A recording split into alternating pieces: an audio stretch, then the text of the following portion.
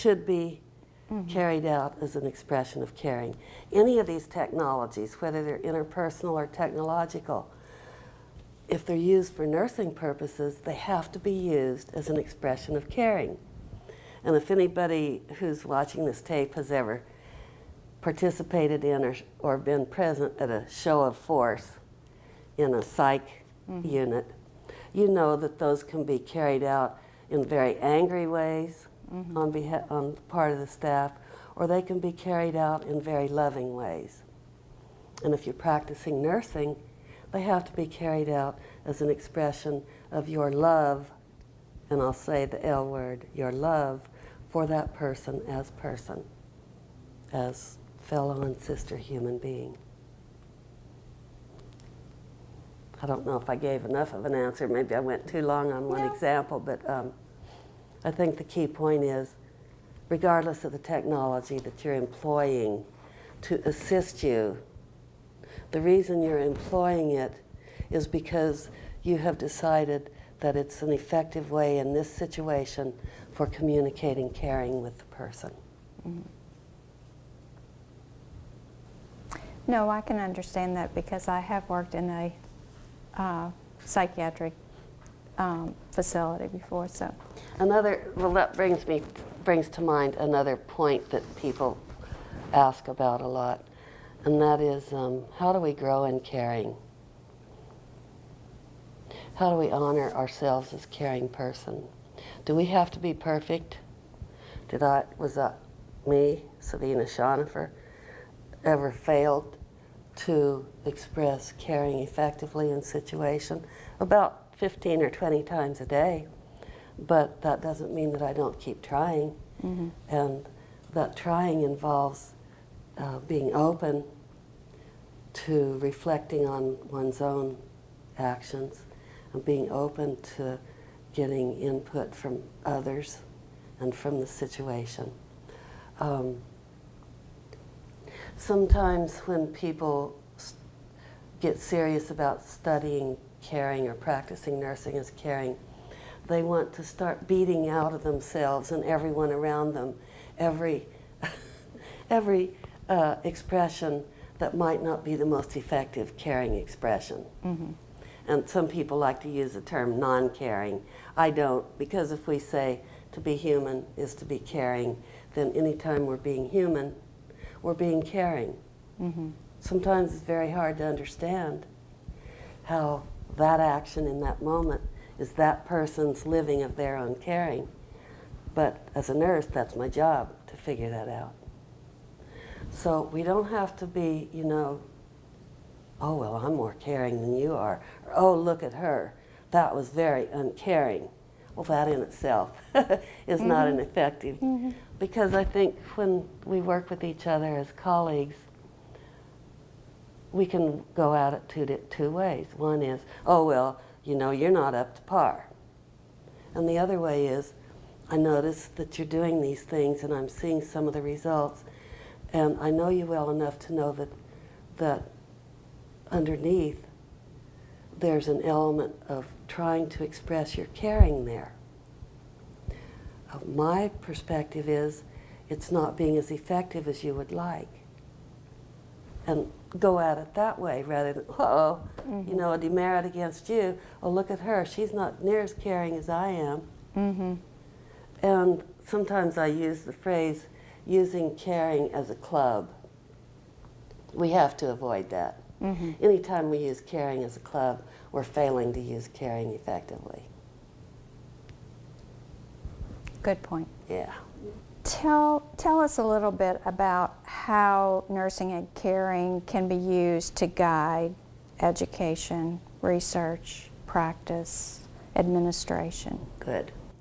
I think I've talked quite a bit about practice. Mm-hmm. So I'll go, well, I've talked some about education. I won't stop too long there. I would just say that if faculties of nursing really think that caring is one of the key concepts in the discipline of nursing, then they ought to examine their curricula to see that it's there in the strength that it needs to be there. There's no excuse today for, back in the mid to early 70s, we could say, well, there's no literature on caring. Well, we can't say that today. You just check Ovid or Sinal or any of those, and you'll find the last time I checked, there was well over 3,000 hits. For sure. Okay. Administration. Administration is very much like education in that people in the role of administrators are ministering to the service of nursing. Yes, they're employed by some healthcare institution, but if they call themselves nursing administrators and call themselves doing nursing administration, then what they're ministering to is the service of nursing in this institution. And that's done in several ways. One, by advocating in the hierarchy for the resources that are needed at the bedside level, where the service is the direct delivery of service. And then the other sort of direction is the nursing administrator needs to have as her his or her, listen to his or her primary view of themselves, nurse, not administrator. Yes, the nursing administrator draws on the science of nursing administration, supported by the science of healthcare administration, supported by the science of general administration, but it's all for the purpose to advance the service of nursing in this institution. So when nurse administrators disassociate themselves from the bedside nursing staff, they're no longer able to carry out their role. Ann and I have written a couple of papers on this. They were published in the Journal of Nursing Administration Quarterly. And there's also been some work by other people in this vein. So that's enough about administration. It still involves intentionality and knowledge of the literature and identification of self as nurse with the commitments that nurses have. Now, research, oh good. All the research in nursing on caring, it reflects the whole range of research methodologies, quantitative and qualitative. The whole range is reflected. And there's even been some research done with nursing as caring using quantitative methods. However, my perspective of it is that the nature of the theory of nursing as caring requires primarily qualitative study. And a lot of the research I've done has been using the phenomenological method. And for a number of years I did a series of studies, not all of them were published, on everyday caring.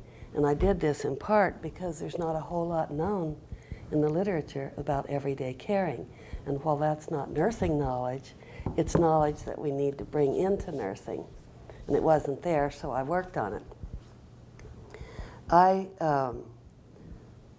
have done some focus groups as well, and I noticed in the focus group that one of the values of the focus group was the dialogue between the members. Not just the data that I got as a researcher, but the dialogue. So I sort of invented what I call group phenomenology. And I've published several studies with colleagues using group phonology, but it's kind of an integration of a focus group method and a phenomenological method. And one of the cool things about it is the research participants themselves participate in synthesizing the data.